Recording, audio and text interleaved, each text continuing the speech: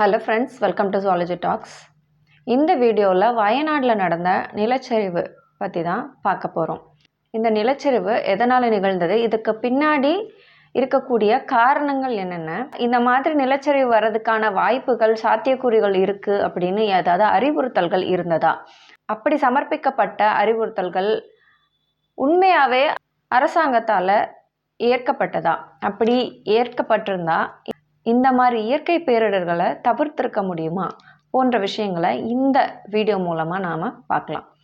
வயநாட்டில் ஜூலை 30 விடியற்கால 2 மணிக்கு ஒரு பெரும் நிலச்சரிவு நிகழ்ந்து கிட்டத்தட்ட 3 கிராமங்கள் இருந்த இடம் தெரியாமல் அழிஞ்சிருச்சு.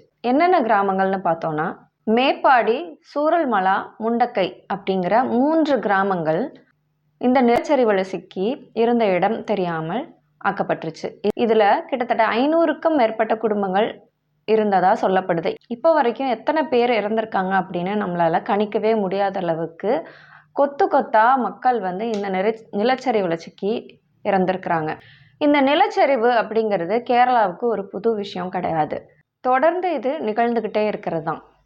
மேற்கு தொடர்ச்சி மலையோட பெரும்பகுதியான இடம் கேரள மாநிலத்துக்குள்ளே தான் வருது. இந்த மேற்கு தொடர்ச்சி மலை கிட்டத்தட்ட 6 மாநிலங்கள் பகிர்ந்துக்குது. குஜராத், கேரளா, கர்நாடகா, தமிழ்நாடு, மகாராஷ்டிரா, கோவா. இதில் கேரளா அதிக அளவு இடத்தை பகிர்ந்துக்குது. இந்த மேற்கு தொடர்ச்சி மலையில் இருக்கக்கூடிய ஒரு முக்கியமான டிஸ்ட்ரிக்ட் தான் வயநாடு. இந்த வயநாடு பொறுத்த வரைக்கும் அடர்த்தியான காடுகளை கொண்ட ஒரு மலை மாவட்டம். இதில் கிட்டத்தட்ட 85% காடுகள் இருந்ததா 1950 நடத்தப்பட்ட சர்வேயில் சொல்கிறாங்க. இந்த 85% இருக்கக்கூடிய அந்த காட்டு பகுதி, அடர்ந்த வனப்பகுதி 1950 2018 இடைப்பட்ட இருக்கக்கூடிய காலகட்டத்தில் கிட்டத்தட்ட 62% குறைஞ்சிருச்சு. அப்போது அதிக அளவான அந்த அடர்த்தியான காடுகள் அழிக்கப்பட்டிருக்கு. அந்த காடு அழிப்பு அப்படிங்கிறது விவசாயத்திற்காக, நிலக்கரி சுரங்கங்கள், கன்ஸ்ட்ரக்ஷன், வீடு கட்டுறது, ரெசார்ட்ஸு, டேம் அப்படின்னு பல ஆந்த்ரோபோஜெனிக் ஆக்ட்ஸ்னால் இந்த வயநாட்டில் இருந்த அடர் வனப்பகுதிகள் கிட்டத்தட்ட 62% குறைஞ்சிருச்சு, இல்லாமல் ஆக்கப்பட்டுருச்சு அப்படின்னு international journal of environmental research and public health அப்படிங்கிற ஒரு ஜேர்னல் தன்னோட ஆர்டிக்கிளில் 2022 பப்ளிஷ் பண்ணுறாங்க.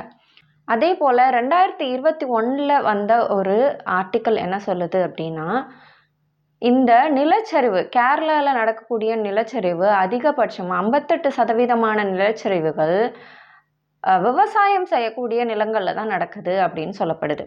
அதே போல் இஸ்ரோட national remote sensing centre 2023 landslide atlas of India அப்படின்ற ஒரு ரிசர்ச் ஆர்டிக்கிளை சப்மிட் பண்ணுறாங்க.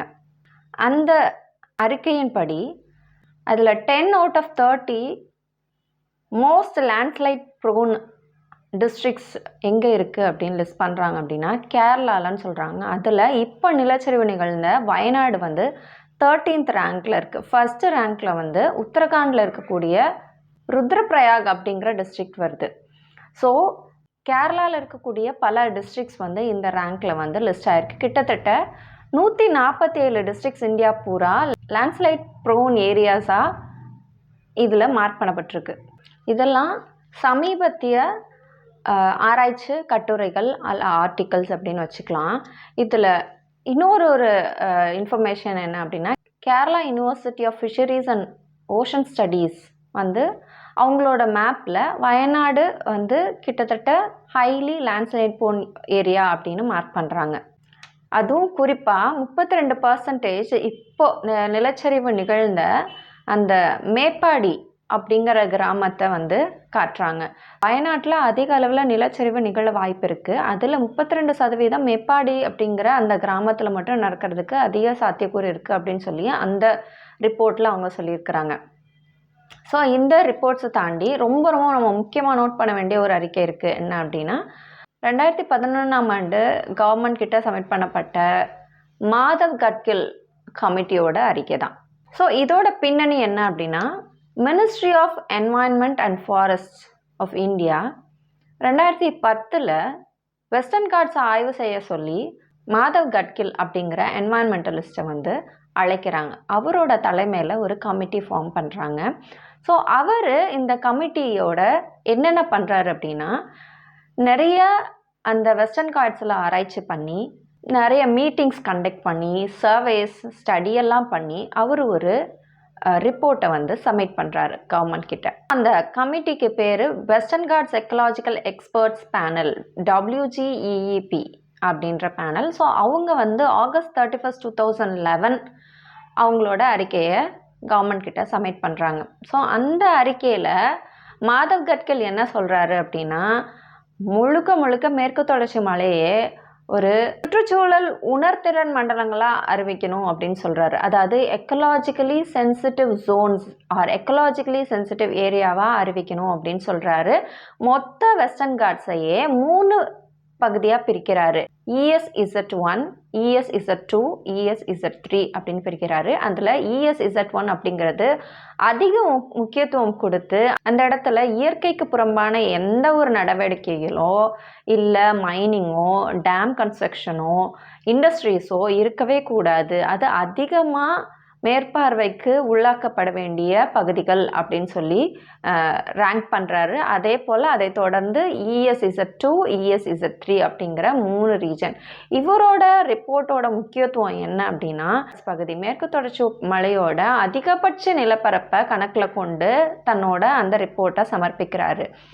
இந்த ரிப்போர்ட்டை பொறுத்த வரைக்கும் கவர்மெண்ட்டோட பார்வை என்ன அப்படின்னா, இவரோட ரிப்போர்ட் ரொம்ப சுற்றுச்சூழல் சார்ந்ததாக இருந்தால் கூட கிரவுண்ட் ரியாலிட்டிக்கு இல்லை அப்படின்னு சொல்லி சொல்கிறாங்க. ஏன்னா இவர் முழுக்க வந்து டேம்ஸுக்கும் இல்லை மைனிங்க்கும் அகெயின்ஸ்டாக அவரோட ரிப்போர்ட்டில் பேசியிருக்கிறாரு அப்படின்னு சொல்லி சொல்கிறாங்க. ஏன்னா இந்தியா மாதிரி எனர்ஜி டிபெண்ட் கண்ட்ரிக்கு இந்த மாதிரி ஒரு டேமை வந்து நம்ம ஒரு அவாய்ட் பண்ணியோ இல்லை மைனிங் பவர் பிளான்ட்ஸை வந்து நம்ம இல்லாமல் பண்ணிவிட்டு நம்மளால் சர்வை பண்ண முடியாது, நம்மளோட எனர்ஜி நீட்ஸை வந்து மீட் அவுட் பண்ண முடியாது அப்படிங்கிறது அவங்களோட கிரிட்டிசிசம்ஸாக இருந்திருக்கு. இவரோட கமிட்டியில் வெஸ்டர்ன் காட்ஸ் ரீஜன் எவ்வளோ ஏரியா வந்து அவர் கணக்கில் கொள்கிறாரு அப்படின்னா, 13,70,000 ஸ்கொயர் கிலோமீட்டர் வெஸ்டர்ன் காட்ஸ் பகுதியை கணக்கில் கொண்டு அந்த 3 ஜோன்ஸாக பிரித்து அந்தந்த ரீஜனில் என்னெல்லாம் பண்ணணும் என்னெல்லாம் பண்ணக்கூடாது அப்படின்னு சொல்லிட்டு சில பரிந்துரைகளை பண்ணுறார். அந்த பரிந்துரைகள் என்னென்ன அப்படின்னா, இனிமேல் புதுசாக எந்த டேமும் கன்ஸ்ட்ரக்ட் பண்ணக்கூடாது, இப்போ இருக்கக்கூடிய என்வாயன்மெண்ட் கவர்னன்ஸ் சிஸ்டத்தை வந்து டோட்டலாக மாற்றணும், அடிமட்டத்திலேருந்து மேல்மட்டம் வரையும் மாற்றணும், அந்த கண்ட்ரோல் ஃபுல்லாக வந்து லோக்கல் பாடி கிட்ட வந்து கொடுக்கணும். அதாவது அந்த குறிப்பிட்ட இடங்களில் இருக்கக்கூடிய பஞ்சாயத்து அவங்கக்கிட்ட அந்த கண்ட்ரோலை கொடுக்கும்போது அவங்களுக்கு அது அதிக ரெஸ்பான்சிபிலிட்டி இருக்கும். அவங்க இன்னுமே அதிகமாக அந்த சுற்றுச்சூழல் சார்ந்த விஷயங்களை கவனத்தில் கொண்டு இந்த அன்வான்டாக வரக்கூடிய மைனிங் குவாரிங் எல்லாம் வந்து தடுக்கிறதுக்கு நிறைய வாய்ப்பு இருக்குது அப்படின்னு சொல்லி அவர் அந்த ரிப்போர்ட்டில் பரிந்துரை பண்ணுறாரு. அதே போல் இந்த ரிப்போர்ட்டோட இன்னொரு சஜஷன் என்ன அப்படின்னா, ஒரு ஸ்டாச்சுட்டரி பாடி ஒன்று அமைச்சு இந்த வெஸ்டர்ன் காட்ஸ் பகுதியில் எஸ்பெஷலி எக்கலாஜிக்கல் சென்சிட்டிவ் ஜோன்ஸை வந்து மேற்பார்வையிடணும், அதில் எந்த ஒரு மற்ற ஆர்கனைசேஷன்ஸோட குறுக்கீடும் இருக்கக்கூடாது அப்படின்னு சொல்லிட்டு ரெக்கமெண்ட் பண்ணுறாரு. ஸோ இது முழுக்க இவரோட அறிக்கை வந்து சுற்றுச்சூழல் சார்ந்ததாக அந்த நிலத்தை பாதுகாக்கிற ஆஸ்பெக்டில் இருந்திருக்கு. ஸோ இந்த ரிப்போர்ட்டை பெற்ற கவர்மெண்ட் கிட்டத்தட்ட 8 மாதங்கள் வந்து கிடப்பில் போட்டுருது. ரைட் டு இன்ஃபர்மேஷன் ஆக்ட் போட்டு அதுக்கப்புறம் மறுபடியும் பப்ளிக் ஒப்பீனியன் எதுவும் கேட்காம அடுத்ததாக இந்த கவர்மெண்ட் என்ன பண்ணுறாங்க அப்படின்னா, இன்னொரு கமிட்டியை வந்து ஃப்ரேம் பண்ணுறாங்க. அந்த கமிட்டிக்கு பேர் வந்து என்னென்னா ஹை லெவல் ஒர்க்கிங் குரூப் அப்படின்ற ஒரு கமிட்டி. இந்த கமிட்டியை வந்து தலைமை தாங்கினது யார் அப்படின்னா கஸ்தூரி ரங்கன். ஸோ இது ஒரு கஸ்தூரி ரங்கன் கமிட்டி. இந்த கமிட்டி வந்து என்ன பண்ணுது அப்படின்னா, நிறைய இதில் லூப் ஹோல்ஸ் இருக்குது. என்னென்னா, அவர் எடுத்துக்கிட்ட நிலப்பரப்பே ரொம்ப கம்மி. ஸோ நமக்கு தெரியும் மாதவ் கட்கில் அவரோட அறிக்கையில் வெஸ்டர்ன் காட்ஸ் நிலப்பரப்பை எவ்வளோ எடுத்துக்கிட்டாரு, எத்தனை ஸ்கொயர் கிலோமீட்டர் எடுத்திருக்கிறாரு அப்படின்னா 13,70,000 ஸ்கொயர் கிலோமீட்டர். ஆனால் கஸ்தூரிரங்கன் கமிட்டியில் கோட் பண்ணப்பட்ட நிலப்பரப்பு என்ன அப்படின்னா வெறும் 60,000 ஸ்கொயர் கிலோமீட்டர் தான். அதாவது கிட்டத்தட்ட 37% தான் மொத்த வெஸ்டர்ன் காட்ஸையே கணக்கில் எடுத்திருக்கிறாரு. எல்லா பகுதியையும் அவர் இதுக்குள்ளரே இன்க்ளூட் பண்ணவே இல்லை. அடுத்தது என்ன அப்படின்னா இவரும் வந்து தன்னோட கமிட்டியில் அந்த மைனிங், குவாரியிங் இதெல்லாம் வந்து முழுக்க தடை பண்ணிடணும். ரெட் இண்டஸ்ட்ரீஸ் எல்லாம் தடை பண்ணிடணும். இது வரைக்கும் ஃபங்க்ஷன் ஆகிட்டு இருக்க அந்த மைனிங், குவாரிங் அதெல்லாம் வந்து அதோட லைசன்ஸ் எக்ஸ்பயர் ஆகிற வரையும் அதை கண்டினியூ பண்ணிக்கலாம், அதுக்கப்புறம் அதை ஸ்டாப் பண்ணிக்கலாம் அப்படின்ற மாதிரி அவரோட ரிப்போர்ட்டில் மென்ஷன் பண்ணியிருக்காரு. இன்னொன்று அந்த எக்கலாஜிக்கல் சென்சிட்டிவ் ஜோன் அப்படின்னு சொன்னோம் இல்லைங்களா, சுற்றுச்சூழல் உணர்திறன் மண்டலங்களில் கிட்டத்தட்ட பாதி வில்லேஜஸ்ஸு, கிராப்லேண்ட்ஸ் அதாவது விவசாய நிலங்கள் இது எல்லாத்தையும் வந்து இன்க்ளூட் பண்ணவே இல்லை. ஸோ இதை பார்க்கும்போது நிறைய பேர் இது விவசாயிகளுக்கு ஆதரவான ஒரு ரிப்போர்ட் அப்படின்னு கூட நினச்சாங்க. ஆனால் இந்த ரிப்போர்ட் வந்து யாருக்கு சாதகமாக இருந்தது அப்படின்னா மைனிங், குவாரிங் பண்ணுறவங்களுக்கு இது ரொம்ப சாதகமாக இருந்தது. ஏன்னா அந்த இண்டஸ்ட்ரீஸ் அவங்களோட லைசன்ஸ் எக்ஸ்பைரி வரைக்கும் ஃபங்க்ஷனலாக இருக்கலாம் அப்படின்ற ஒரு ரிலாக்ஸேஷன் அந்த ரிப்போர்ட்டில் சமர்ப்பிக்கப்பட்டிருந்தது. இந்த ரிப்போர்ட் வந்ததுன்னா நிறைய விவசாயிகள், ஏன்னா எக்கலாஜிக்கல் சென்சிட்டிவ் ஏரியான அந்த வில்லேஜஸ் எல்லாம் இன்க்ளூடே பண்ணாததுனால அந்த வில்லேஜஸை வந்து நிறைய லேண்ட் மைனிங்க்கோ குவாரிங்க்கோ ஆக்கிரமிச்சுக்கிறதுக்கு வாய்ப்பு இருக்குது அப்படின்னு ஒரு பயம் எழுந்தது. ஸோ இதுதான் வந்து மாதவ் கட்கில் கமிட்டிக்கும் கஸ்தூரிரங்கன் கமிட்டிக்கும் உள்ள ஒரு ப்ரீஃபான கம்பேரிசன். ஸோ அடுத்ததாக என்ன ஆகுது அப்படின்னா HLWG அப்படிங்கிற அந்த கமிட்டி கஸ்தூரிரங்கன் கமிட்டியோட ரிப்போர்ட்டை தான் தேசிய பசுமை தீர்ப்பாயம் அக்செப்ட் பண்ணுது, நேஷனல் கிரீன் ட்ரிபியூனல். ஏன் அப்படின்னா மாதவ் கட்கில் அவர்களுடைய அறிக்கை முழுக்க நடைமுறைக்கு ஒத்து வராதது, அது ரொம்ப ஸ்ட்ரிக்டாக இருக்குது, இந்த ரிலாக்ஸேஷன்ஸோட ஈஸியாக இம்ப்ளிமெண்ட் பண்ணக்கூடியதாக இருக்கிறது வந்து கஸ்தூரிரங்கன் கமிட்டியோட தான் அப்படின்னு சொல்லிட்டு அவரோட அந்த கமிட்டி ரிப்போர்ட்டை அக்செப்ட் பண்ணி அதை தான் வந்து செயல்படுத்தினாங்க. ஸோ செயல்படுத்தினாங்கன்னா அது செயல்படுத்தினாலும் இல்லைனாலும் நமக்கு எந்த ஒரு அட்வான்டேஜும் கிடையாது. ஸோ இந்த வயநாடு இன்சிடெண்ட், இந்த டிசாஸ்டர் பொறுத்த வரைக்கும் நாம் என்ன புரிஞ்சுக்கணும் அப்படின்னா அந்த சுற்றுச்சூழல் சார்ந்த சமர்ப்பிக்கப்பட்ட இந்த ரிப்போர்ட்டாக இருக்கட்டும், இந்த மாதவ் கட்கிலோட ரிப்போர்ட்டாக இருக்கட்டும், இல்லை இஸ்ரோவோட ரிப்போர்ட்டாக இருக்கட்டும், வேரியஸ் ரிசர்ச் ஆர்டிக்கல்ஸ் சொல்லக்கூடிய டேட்டாவாக இருக்கட்டும், இதை எதுவுமே வந்து கவனத்தில் கொள்ளாமல் ஒரு அலட்சியமாக இருந்தது கூட இந்த நிலச்சரிவுக்கோட பின்னணியாக இருக்கலாம் அப்படின்னு நாம் புரிஞ்சுக்க முடியுது. இப்போ நிலச்சரிவு பற்றி நம்ம தெரிஞ்சுக்கணும். ஒரு லேண்ட்ஸ்லைட் அப்படிங்கிறது மண் லூஸாக இருக்கிறதுனால நடக்கக்கூடிய ஒரு விஷயம். அது மட்டும் ஒரு காரணம் கிடையாது. பாறைகள் பிளந்து விழுறது, எர்த்குவேக்னால, இல்லை எரிமலை வெடிக்கிறதுனால, இந்த மாதிரி பல காரணங்கள் இருந்தால் கூட இங்கே வயநாட்டில் நடந்தது என்ன அப்படின்னா ஆந்த்ரோபோஜெனிக் தான். அதாவது முழுக்க மனிதர்களால் ஏற்படுத்தப்பட்டது. இன்னொன்று ஒரு கிளைமேட் சேஞ்சோட ஒரு பகுதியாக கூட சிலர் சொல்கிறாங்க. அரேபியன் சீல அதிகமான வெப்பம் ஏறுறதுனால திடீர்னு ஒரு நீர் இடி, அதாவது சடனாக ரொம்ப அதிகமான மழை வந்ததுனால இந்த நிலச்சரிவு வந்ததுன்னு கூட ஒரு சிலர் சொல்கிறாங்க. ஸோ இதுக்கு என்ன பின்னணி, நம்ம ஆரம்பத்துலேருந்து பார்க்கும்போது அந்த ஃபாரஸ்ட் கவர் குறைஞ்சது. ஒரு ஃபாரஸ்ட் அப்படிங்கிறது வெறும் அன்வான்ட் ட்ரீஸ் இருக்கக்கூடிய ஒரு லேண்ட்ஸ்கேப் கிடையாது. அது நம்ம ஹியூமனோட ஃபுல் அண்ட் ஃபுல் யூஸுக்காக இருக்கக்கூடிய ட்ரீஸ் கிடையாது. ஒரு நிலத்தை வந்து ஸ்ட்ராங்காக ஹோல்ட் பண்ணுறதுக்கு அந்த மரங்களோட வேர் வந்து ரொம்ப முக்கியம். அந்த மாதிரி பெரிய பெரிய மரங்கள்லாம் வந்து வெட்டப்படும் போது அந்த வேர்கள் இல்லாமல் போகும்போது அந்த நிலப்பரப்பில் இருக்கக்கூடிய மண் வந்து லூஸ் ஆகி தன்னோட அந்த அந்த ஸ்டிஃப் நேச்சர் வந்து இழந்துருது.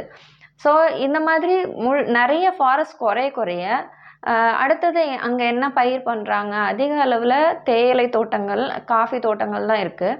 இந்த தேயிலைகள் வந்து ஒரு செடி வகை சார்ந்தது. இதோட வேர்கள் அந்த அளவுக்கு மண்ணை போய் ரொம்ப ஆழமாக வந்து இறுக்கி பிடிக்காது. அதனால் ரொம்ப ஈஸியாக வந்து இந்த மண்ணை வந்து அரிச்சிட முடியும். ஸோ ஒரு தொடர்ந்து 30 நாள் வந்து அதிக அளவு மழை தண்ணி வந்து அந்த நிலத்தில் அதிகமாக சேச்சுரேட் ஆகி ரொம்ப ஃபுல்லாக சாக் ஆகி உள்ளாரே ஒரு நீரோட்டம் க்ரியேட் ஆகிருக்கு அப்படின்னு சொல்கிறாங்க. நீரோட்டம் க்ரியேட் ஆகிருக்கும் அப்படின்னு சொல்கிறாங்க.